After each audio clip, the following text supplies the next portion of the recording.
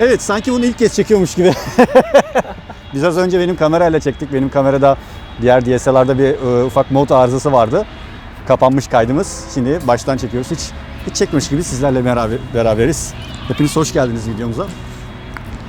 Bugün benim eski iş arkadaşım, eski dostum böyle Furkan'la birlikteyiz. Başlıktan da gördüğünüz gibi bugün mesleki bir sohbetimiz var. Furkan, öncelikle bize kısaca kendini tanıtır mısın? Furkan, ben 33 yaşındayım. Kimyagerim, meslektaşız Kamer'le. Evet. Bir Ben de aynısını söyleyeyim. Meslektaşız. Benim cihaz konusunda, bazı kimyagerlik konusunda benim ustam oluyor kendisi. Birçok şeyi öğrendiğim. Estağfurullah. Bir dönem 1,5 yıl falandı değil mi? Bir buçuk yıl. Ben 2,5 Evet. 3 yıla yakın çalıştım ama sen de 1,5 yıl falan beraber çalıştık Yalova'da. Kalite kontrol laboratuvarında ve Aynen. analiz laboratuvarındaydık. Aynen. O alanda uzmanlaşmış biriyim. 10 senedir bu sektörün içindeyim. Yaklaşık 8 sene Türkiye'de çalıştıktan sonra Türkiye'den umudu kesip yurt dışına kaçanlardanım. Ama ya rota biraz yanlış tarafa olmuş biraz gibi. Evet, yanlış tarafa. Peki. Ya zaten ben bunu bilerek gittim tabii oraya. Nerede diye soracak olursanız Sudan'da. Bildiğiniz Kuzey Afrika'da. Abi Sudan Kuzey Afrika diye mi geçiyor? Evet, Afrika'da, yani Afrika ülkesi. Güney, ya orta taraflarda gibi biliyordum ben. Ya şeye yakın aslında, biraz daha Arabistan'a komşu. Evet, Arap ülkesi zaten. Arap ülkesi değil mi? Arap ülkesi, Arapça resmi dilleri de zaten. Ama Mısır'la Libya ile Mısır'la komşu. Ama Afrika ülkesi aslında. Zaten Mısır da Afrika ülkesi. Evet. Ya benim birçok arkadaşım Kanada'da, işte hep söylüyorum, Amerika'da, İsviçre'de, İsveç'te, çok var Avrupa'da, Hollanda'da çalışan çok arkadaşım var. Kuzenim var İspanya'da, diğer kuzenim Afrika kıtası Avustralya'da. eksikti, Evet tamamlanmış abi, oldu. kesinlikle abi, Afrika kıtasında çalışan, yani yaşayan oldu ama çalışan tek arkadaşım kendisi. Bu sefer seninle böyle bir röportaj yapmak istedim.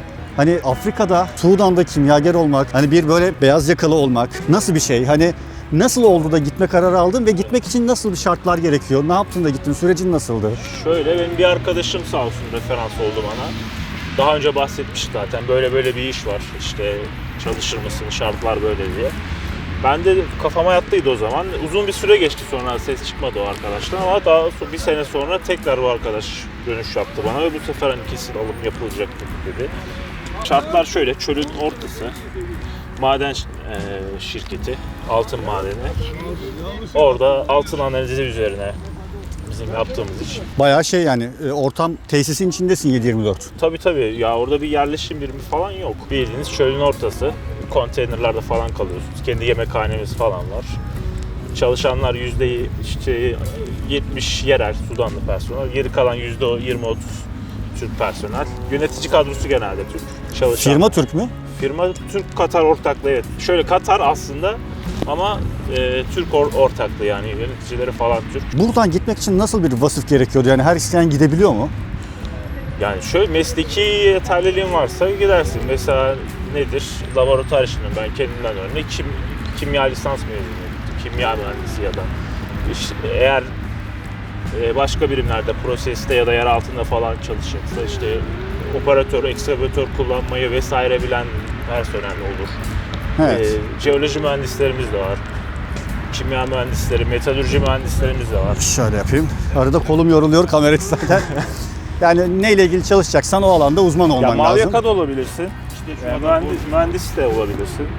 Operatörsen, madencilikte özellikle inşaat ve maden çok var. Dil bilmen gerekiyor mu abi? Ya normalde evet, belli bir seviyede yurt dışına çıkıyorsan bilmen gerekiyor. Benim çok iyi değil mesela, altyapım var İngilizce ama Afrika ülkesi yani yeterli oluyor. Yeterli oluyor. Gidebiliyorsun Teknik İngilizce gerekiyor mu? ya gerekiyor gene, doküman falan. Yani dokümanları, literatürleri okuman ya gerekiyor. belli bir seviyede olması gerekiyor gene. Hani sıfır İngilizceyle çok zor. Peki abi insanlar yurt dışına giderken şey yapıyor, hani oranın yaşam standartları, biraz daha böyle pozitif yanları, işte ne bileyim sosyal olanakları, hani bu tarz şeylerden, işte ya abi Amerika'ya gideyim, iPhone alayım, motora bineyim, işte ya da Kanada'ya gideyim, böyle çok ferah bir yaşam sunayım, Evet. yandan gibi. Abi Sudan'a gitme sebebi senin için neydi? Hani Ya sadece ekonomik aslında diyebilirim.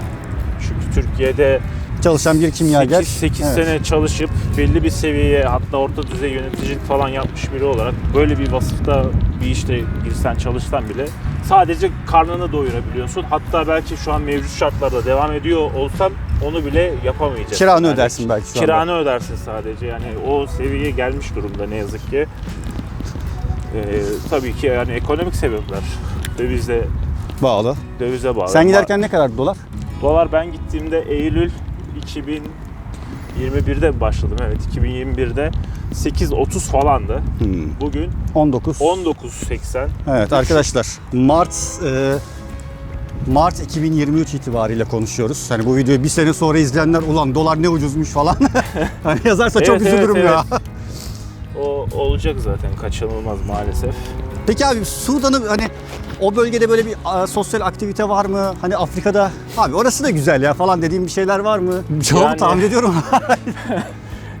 Ya bizim şehir merkeziyle pek bir alakası olmadığı için hani öyle iş çıkışı gideyim de çay kahve falan İçeyim. içebileceğim öyle bir şey yok. Yani bizim kendi içimizde bir oradaki çalışan arkadaş grubuyla oturup çay kahve de yaptığımız yer var. En fazla oraya gideriz. Bir de spor salonumuz var. Böyle atıyorum banyo olanakları, yemek olanakları. Kendi odası var herkesin. Ya da işte Bireysel oda var yani şey. Ya tek kişilik ve 2 kişilik genelde 2 kişilik odalar var, tek kişilik odalar var. İnternet imkanı var. İnternet imkanı iyi kötü var. Evet. Ama Türkiye'ye geldiğimde Türkiye interneti görünce ya diyorum orası Sudan'da 3. iyiymiş. dünya ülkesi ama bu Türkiye'deki interneti de kaç defa konuştuk seninle Abi kimseyle yok ya. benim evde normal telefon çekmiyor. İnternet de kopuyor yani sürekli kopuyor. Buradan Türknet'e çok selam olsun. Yani günlerdir ben normalde Yani- yayıncıyım biliyorsunuz yayıncılık yapamıyorum. Biz bazen söyleniyoruz falan böyle hani internet sürekli kopuyor diye de çölün ortasında çok normal ya. Normalmiş buraya göre. Ya buraya göre. İstanbul'a göre. İstanbul abi yani dünyanın Yani- metropollerinden biri ya. Bir video açtığım zaman 360 piksel Yeter, YouTube'dan ha. izleyebiliyorum. Öyle söyleyeyim ama internetiniz var yani. Peki abi şöyle söyleyeyim çalışma şartları böyle nasıl? Hani hafta sonu tatil yok sürekli. Bizim şöyle abi 60 gün full çalışıyoruz. Beyaz yaka. 13-14 gün izine gidiyor. 2 ay çalış, 2 ay izin yap. O şekilde full çalışıyoruz. İzinde direkt uçak biletini Tabii. alıyorlar. Gidiş, dönüş, vize, uçak vesaire onları şirket karşılıyor zaten.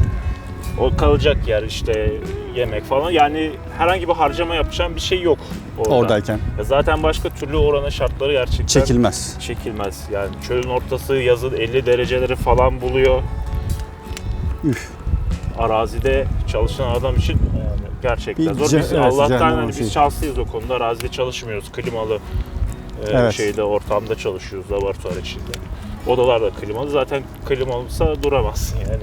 Çok fena ya 50 derece. Hani bir de hakikaten çöl ortamı. Gece bir de gidince bir anda soğuyor. Hani gündüz gece sıcaklık Ya farkı şu çok var. fazla. Allah'tan nem yok. Evet. Nem olsa zaten duramaz. Ne olsa duramazsın. Bu aslında senin için bir şey gibi ya. Acem Birliği gibi. Yani burada bir durup Askeri belki gibi, aynen abi dediğin gibi. hani belki de kötü bir askeriye para biriktireceksin ve buradan Kanada'ya ya da bir Avustralya'ya Aynen, ya da doğuda bir görev Norveç'e. yapan bir subay gibi. Evet şu anda Şafak sayıyorsun. Eve kaç gün kaldı? Şafak türküsü. Hep sordum yani abi bekar insan için rahat tabii hep bekardır mı acaba diye sordum ama Şaşırtıcı bir derecede ben de oraya gittiğimde şaşırdım. Orada benim yaşım 33, orada çalışan belki de gençlerden biriyim. Yaş grubu 35-45 hep yüksekmiş arası yaş grubu. ve çoğu evli çocuklu insanlar. Yani insanlar mecburiyetten hani çoluğu çocuğunun geleceğini garanti altına alma adına oraya katlanıyorlar şartlara Biraz para maalesef. biriktireyim geleyim. Aynen öyle. Peki abi orada 2 yıl boyunca çalışabileceğin parayla bir ev alabilecek misin burada? Hani şu anda. Valla dolar 8 küsürden dedim ya gittiğimde o zamanki hesabıma göre bir yıl çalışsam bile alabiliyordum. Alabiliyordun ama İstanbul'da şimdi olmasa bile hani çok lüks olmasa bile gene çevre illerde atıyorum Yalova, Çanakkale, Balıkesir'de orta segment bire evet hesabıma Rahat göre alabiliyordum. alabiliyordum. Dolar 8 lira olması. Şu anda alamıyorum. Dolar 18 küsür 19 lira oldu. Baktığın zaman yaklaşık 3 kat artmış ama ev, araba fiyatları falan 5 kat, 6 5 kat kat, 10 çıktı kat maalesef. Kaldı ki sen dolar kazanıyorsun. yani. Evet. Ona rağmen şartlar öyle. Ya bir de oldu artık şimdi. Abi peki bunu söylüyordun. Yani orta segmentte anca bir ev alabilirdim ama şu anda onu Şu alamıyorum. anda onu bile alamıyorsun evet. Orada çalıştığım parayla. Evet. Aslında bir şey söyleyeyim mi? Orada çalışıp kazandığın parayı şu anda burada kazansan normal geçinebilirsin bir aile olarak. Evet o seviyeye geldi yani. Peki abi böyle kimyager gençlere ya da belli tecrübesi olanlar ya da okuyanlara ne öneriyorsun?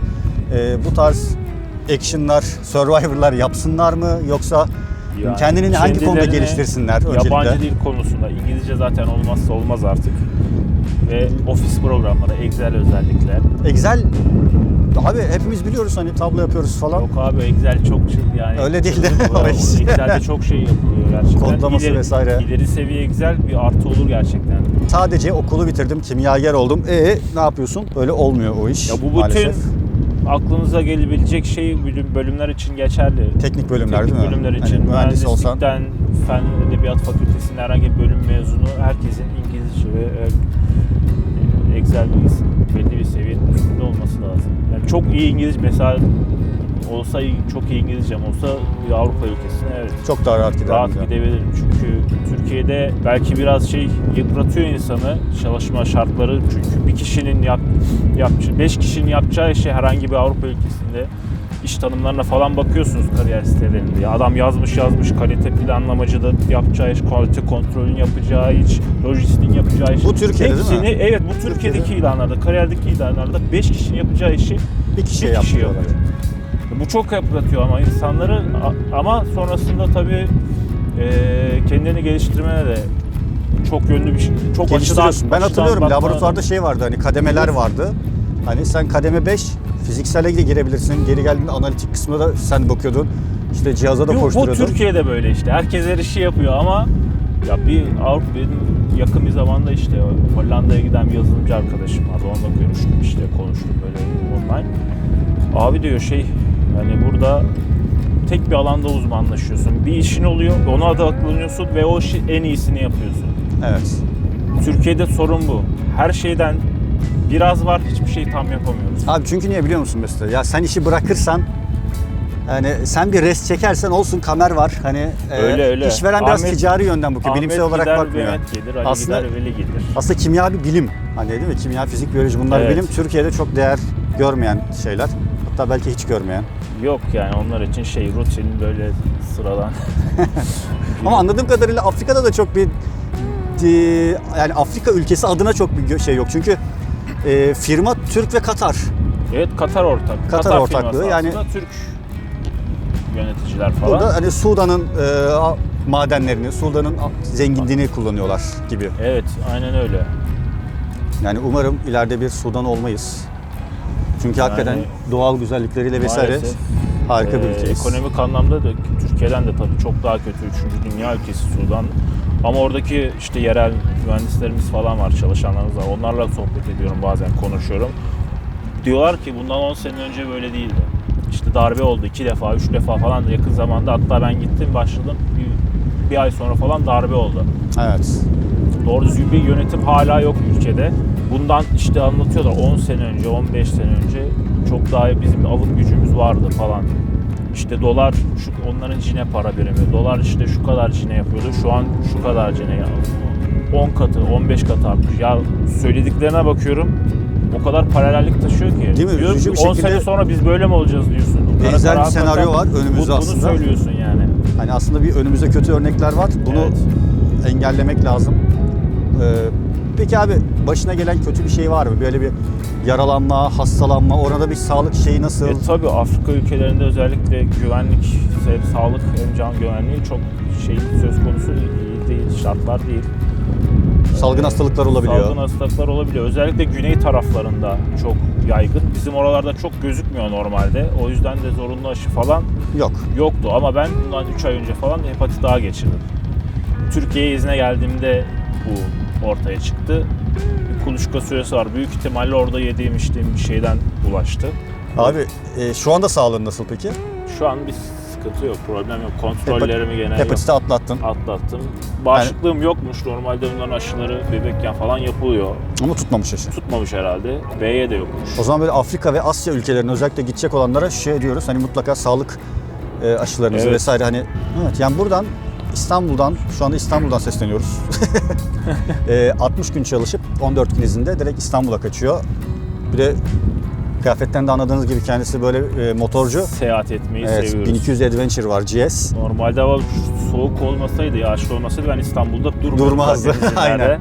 Basıyor Adana'ya gidiyor, İzmir'e gidiyor, Aynen. bir yerlere, dağlara, bayırlara gidiyor. Kaz Dağları özellikle. Muhtemelen yarın İstanbul'da gene böyle bir güzel bir kamp etkinliği Kamp yapmaya yapacağız çalışacağız. inşallah, aynen. Kamptan önce bu videoyu yapmak istedim. Kampta çünkü harika bir kamp videosu yapmak istiyorum. Yani bu şey diyemedim ben. İnsanları öneriyoruz ya da önermiyoruz değil. İçinde bulunduğun şartlar bunlar. Tercih onlara Kişisel kalmış tercih gibi. meselesi bu. Ben şu kafayla gittim. Hani orası uzun süre böyle ömrün geçeceği bir yer değil. Evet, kısa 2 vadede. sene, 3 sene çalışıp birikim yapıp kendi işini yapacaksan ya da tecrübeni yaptığın işte başka bir ülke, Avrupa'ya, Kanada'ya, Avustralya'ya ön ayak olsun diye, yurt dışı tecrübem olsun diye benim kendi tercihim bu. Herkesin orada şey yapması zor ya. Tutunabilmesi, Şartlara evet. alışabilmesi evet zor. Hem mental Her hem insan fiziksel yapamaz. olarak. Aynen. Bunu artık siz karar vereceksiniz. Hani maddi durumunuz, mental sağlığınız, fiziksel gücünüz, hayattan beklentiniz, eşitliğin bu tarafı ve bu tarafı iyi değerlendirip ona göre bir karar vermeniz gerekiyor. Ya Sudan'dan gelecek ama kurulu düzeni var arkadaşlar. Furkan teşekkür ediyorum. Eyvallah. Eyvallah. Bu ikinci röportajımızı bakın lütfen biz bunun aynısından yaptık. Kayıt Bak olmamış. bu sefer kayıt oldu değil mi? Bu sefer kaydoldu. Lütfen sizden isteğim like, yorum, güzel bir yorum. Abone olalım. Abone olun. Bunu sizden bekliyorum ve arkadaşlar katıl destekçilerimize çok teşekkür ediyorum. Artık şey var böyle paralı bir üyelik sistemi var. 10 liradan işte üst seviyelere kadar böyle bağış gibi. YouTube'dan evet aylık paralı Netflix gibi böyle sanki destekleyebiliyorsun. Bir de teşekkür butonu var. Videoyu beğendiysen 10, 20, 100 neyse oradan da bağış gibi de donate şeklinde destekleyebiliyorsunuz. Bunu da belirtmiş olayım. Bunları yapalım. Kendinize iyi bakın. Size şimdi şu manzarayı göstererek bitireceğim. Sudan videosunun manzarası böyle işte.